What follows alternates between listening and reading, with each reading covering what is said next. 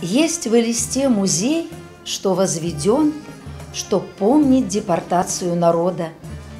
Дороги 20 метров, и вагон стоит, как память о былых невзгодах.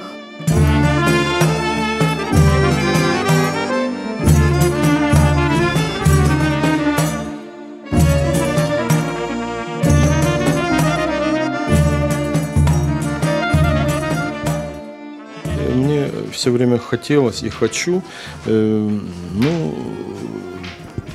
презентовать, скажем, многоязыкой стране нашей именно произведения крымских татар.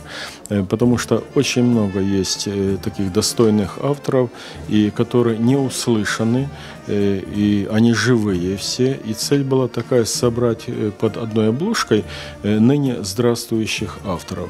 Мы это сделали.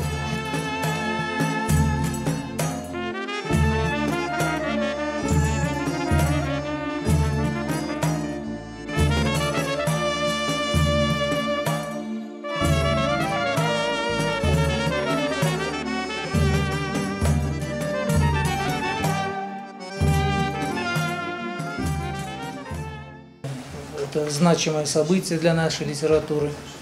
Я всегда был сторонником того, чтобы были переводы поэтов, чтобы крымско-татарская литература в этом направлении не замыкалась, а наоборот развивалась, была узнаваема. А для этого важны переводы не только на русский язык, но и на другие языки. Да?